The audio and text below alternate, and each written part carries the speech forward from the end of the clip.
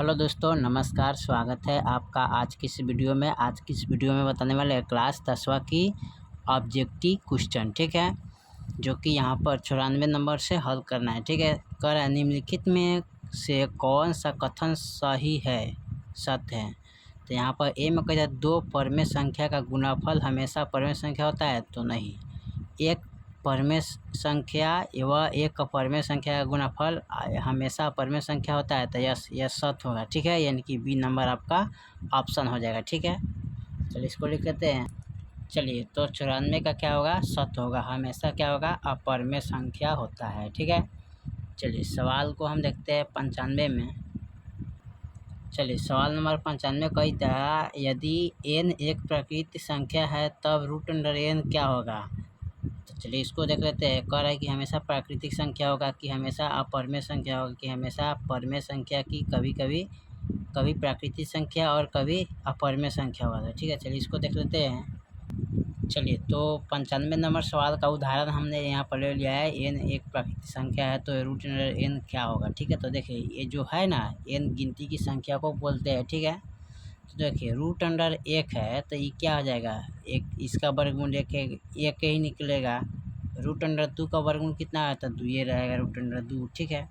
√3 का वर्गमूल कितना रहेगा, 3 रहेगा, ठीक है। √4 का वर्गमूल कितना आएगा, 2, ठीक है। इसी तरह अगर निकालिएगा √5 का वर्गमूल कितना होता है, 5। √6 का वर्गमूल कितना होता है, 6। √7 का वर्गमूल कितना होता है, √7, ठीक है। √8 का वर्गमूल कितना होता है, 8। √8 होता है, ठीक है। √9 का वर्गमूल कितना होता है, तो 3 होता है, ठीक है। तो देखिए यहाँ पर कभी प्राकृतिक संख्या आ रहा है, ठीक है, तो कभी ठीक है, कभी प्राकृतिक संख्या आ रहा है, ठीक है। यहाँ पर देखिए जैसे कि हमने 2 का निकाले है, ठीक है, 9 का निकाले है, आ रहा है ना। तो आपका क्या होगा, कभी प्राकृतिक संख्या तो कभी अपरमेय संख्या आ रहा है, ठीक है। अपरमेय मतलब कि जैसे कि √1 है तो इसका वर्गमूल निकल गया, ठीक है, तो ये प्राकृतिक संख्या हो गया। और √2 का वर्गमूल नहीं निकला तो ये कथी हो गया, अपरमेय संख्या हो गया। ये भी अपरमेय संख्या है, ये हो गया परमेय संख्या, ठीक है, यानी कि प्राकृतिक संख्या हो गया। √5 भी हो गया अपरमेय संख्या, ये भी अपरमेय संख्या, ये भी अपरमेय संख्या, ये भी अपरमेय संख्या। और √9 क्या हो गया, परमेय संख्या, ठीक है, क्योंकि रूट से बाहर आ गया। तो कभी प्राकृतिक संख्या तो कभी अपरमेय संख्या आता है। तो लिखिएगा कभी प्राकृतिक संख्या तो कभी अपरमेय संख्या प्राप्त होता है, ठीक है। चलिए सवाल नंबर हम 96 को देखते हैं। 96 में क्या कर रहा है, चलिए सवाल नंबर 96 में कर रहा है यदि प्रथम एक दाइन 13,986 अभाज्य संख्याओं का योग n है तो n हमेशा भाज्य संख्या होगा, ठीक है। 6, 4, 8 इनमें से कोई नहीं होगा, ठीक है। तो चलिए इसको देखते हैं। देखिए तो यहाँ पर 2 + 3 + 5 + 7 + 11 + 13 + 17 + 19 ... अभाज्य संख्या है, ठीक है। ये किसी भी संख्या से भाज्य नहीं लगेगा, ठीक है। तो यहाँ पर लिखिएगा किसी भी संख्या से क्या भाग नहीं लगेगा, ठीक है, भाग नहीं लगेगा, ठीक है। किसी भी संख्या से क्या होगा, भाग नहीं लगेगा। चलिए 97 नंबर में देखते हैं। चलिए 97 नंबर सवाल में करा है कोष्ट x के पावर n + 1 का एक गुणांक x + 1 है तो n का निश्चित रूप से क्या होगा, ठीक है। चलिए इसको देख लेते हैं। चलिए तो यहाँ क्या करना है, n बराबर 1, 2, 3, 4 रखेंगे अपने से, ठीक है। एक n क्या है, निश्चित रूप से विषम पूर्णांक है, ठीक है। तो इसको हल कीजिएगा तो x बराबर क्या आएगा, 1 आएगा, ठीक है। फिर इसको रखेंगे x + 2, ठीक है, बराबर 0। इसको भी हल कीजिएगा तो क्या प्राप्त होगा, 2 ही आएगा, ठीक है।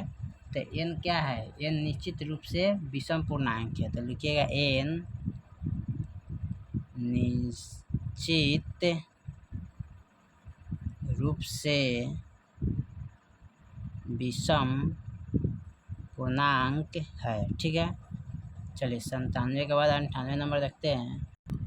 98 नंबर में कह रहा है कि संख्या रेखा नंबर लाइन पर प्रत्येक बिंदु प्रदर्शित करता है। तो एक वास्तविक संख्या है कि एक प्राकृतिक संख्या की, एक परमेय संख्या की, या एक अपरमेय संख्या। ठीक है, तो चलिए इसको लिख लेते हैं। चलिए तो इसका ऑप्शन क्या होगा, एक वास्तविक संख्या होगा। ठीक है, चलिए 96 नंबर, सॉरी 99 नंबर देखते हैं। 99 में क्या कह रहा है, 99 में कह रहा है कि निम्नलिखित में से कौन सा भिन्न का दशमलव प्रसार शांत है। ठीक है, चलिए इसको देखते हैं। चलिए तो ऑप्शन ये हो जाएगा आपका 243 बटे 2 की पावर n गुने 5 की पावर 3 गुने 7 की पावर 3। ठीक है, क्योंकि ये क्या है, 2 के पावर n गुने 5 के पावर m इस रूप में है, इसलिए क्या हो जाएगा, शांत हो जाएगा। चलिए 100 नंबर को देखते हैं। चलिए 100 नंबर का ऑब्जेक्टिव कहता है सबसे छोटी पूर्ण वर्ग संख्या जो 16, 20 तथा 24 प्रत्येक से भाज्य हो तो वह क्या होगा। ठीक है, चलिए देखते हैं इसको। देखिए तो यहाँ पर 16 से भी भाज्य हो जाएगा, 3600 में 20 से भी लगेगा, 24 से भी लग जाएगा। ठीक है, 16 से जब कटाइएगा ना ये कटेगा 225 मरतबे, 20 से इसको कटाइएगा तो 180 मरतबे कटेगा, 24 से इसको कटाइएगा तो 150 मरतबे कटेगा। तो क्या है, 16, 20, 24 से क्या है 3600 सब में भाग लग रहा है। ठीक है, चलिए सवाल नंबर 101 देखते हैं। चलिए सवाल नंबर 101 को देखते हैं। कर दो संख्याओं का लघुत्तम समवर्तक इनके महत्तम समवर्तक के 14 गुना है। लघुत्तम समवर्तक एलसीएम तथा महत्तम समवर्तक एचसीएफ का जोड़ा 600। यदि एक संख्या 280 है तो दूसरी संख्या क्या होगा। ठीक है, चलिए इसको देखते हैं। चलिए तो यहाँ पर हमने नोट कर लिया 101 को। ठीक है, एलसीएम बराबर 14 एचसीएफ, तो एलसीएम प्लस एचसीएफ इसको जोड़े बराबर 600। ठीक है, इसमें क्या करना है कि 14 HCF यानी कि 14 को HCF है और प्लस 600 HCF हो जाएगा। ठीक है, तो यहाँ पर लिखे HCF बराबर 600। ठीक है, अब इसको क्या करेंगे, निकालेंगे HCF बराबर तो 600 बट्टा यानी कि 14 गो एगो 15 गो। ठीक है, तो 15 चौके 60 यानी कि 40। ठीक है, तो HCF क्या हो जाएगा, 40 हो जाएगा। ठीक है, 102 को देखते हैं, 2 में क्या कर रहा है। ठीक है, उसके बाद क्या करना है, इसका LCM करना है ना, अभी इसका नहीं, इसका LCM अभी करना होगा। ठीक है, LCM कैसे करना पड़ेगा यहाँ पर, अब यहाँ पर इसको करेंगे LCM गुने 14 गुने अब कितना आया है 40 बराबर 560। ठीक है, यानी कि 14 चौका 56 यानी कि 560 आएगा, इनसे गुना करेंगे। ठीक है, ये दोनों को गुना कीजिएगा तब 560 आएगा। ठीक है, अब यहाँ पर कह रहा है a गुने 280 बराबर 560 गुने 40। ठीक है, इसको जब गुना करिएगा तो ये 280 हो जाएगा बराबर। ठीक है, अब यहाँ पर इसको क्या करेंगे, a बराबर, इसको जब गुना कीजिएगा इनको तो टोटल कितना है, इसको इस तरह लिख सकते हैं 56 a बराबर 60 गुने 40 बटे 280। ठीक है, इनसे 280 मरतबे कटे, इससे भाग कीजिएगा तो कट जाएगा, 40 इतना 80 हो जाएगा। ठीक है, तो ए का मान क्या हो जाएगा, 80 हो जाएगा। ठीक है, चलिए 102 नंबर को देखते हैं क्या कह रहा है। चलिए 102 में सवाल कर रहा है संख्या 23.43 रेकड़ी को पीओटकी के रूप में जहाँ इतना हो लिखा जा सकता है। ठीक है, तो चलिए इसको देखते हैं लिख के। चलिए तो इसको लिखना है पीओटकी का रूप में। ठीक है, तो यहाँ पर लिखेंगे 23 43 माइनस रेकड़ी से इधर कितना है 23। ठीक है, तो इसमें से क्या करेंगे 23 को घटा लेंगे बटे 2 अंक पर रेकड़ी है तो 2 को 9 बैठा देंगे। अब इसको घटाइएगा तो यहाँ पर आ जाएगा 23 20 बटा 99, फाइनल आपका आंसर हो जाएगा। ठीक है, चलिए 103 में क्या कह रहा है, यहाँ पर इसको 103 फ्रेश यहाँ पर लिख लेते हैं। चलिए 103 में क्या कह रहा है, x के पावर n प्लस एक गुणांक x प्लस 1 है तो सिर्फ तभी क्या होगा। तो ये सवाल को हल किए थे, चलिए इसके बाद और देखते हैं। चलिए तो इसका ऑप्शन क्या हो जाएगा, n एक विषम पूर्णांक है। ठीक है, इस तरह का लिखिएगा। चलिए 104 में देखते हैं। चलिए 104 में कह रहा है कि 6x के पावर 4 वाई तथा 12x वाई का महत्तम शर्त क्या होगा। ठीक है, चलिए इसको देख लेते हैं। चलिए तो इसका देखना क्या है, महत्तम शर्त देखना है। ठीक है, तो इसको हम क्या लिखेंगे, 6 गुने x गुने वाई बराबर इसको लिखेंगे 12 है। ठीक है, तो इसको लिखें, इसको जब इस यहाँ पर गुना करेंगे तो 6x वाई बराबर HCF हो जाएगा। ठीक है, इसको अलग करके इस तरह तोड़ेंगे ना, गुना कीजिएगा तो HCF आपका आ जाएगा। ठीक है, चलिए 105 नंबर सवाल को देखते हैं क्या कह रहा है। 105 नंबर सवाल कह रहा है कि √10 गुने √15 बराबर क्या होगा।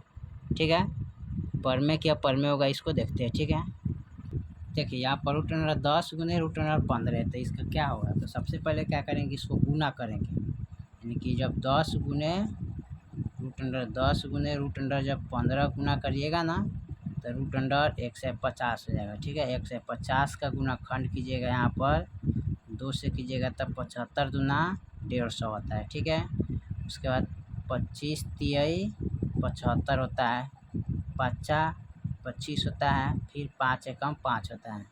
इसको लिखेंगे इस तरह। ठीक है, तो 2 3 5 5। ठीक है, 2 को 5 है तो बाहर लिख लेते हैं। ठीक है, अंदर क्या हो जाएगा, इसका जोड़ा नहीं तो 3 दूना 6, यानी कि 5√6 प्राप्त हो जाएगा। ठीक है, क्या होगा, 5√6 होगा इसका ऑप्शन। ठीक है, ये आपका आंसर हो जाएगा। ठीक है, चलिए तो हमने क्या किया कि 105 तक इस सवाल को कंप्लीट किए हैं। ठीक है, इससे भी पहले बहुत वीडियो हमने सॉल्व कर चुके हैं, तो प्ले लिस्ट में देख लीजिएगा। फिर मिलते हैं अगले वीडियो में, तब तक जय हिंद जय भारत।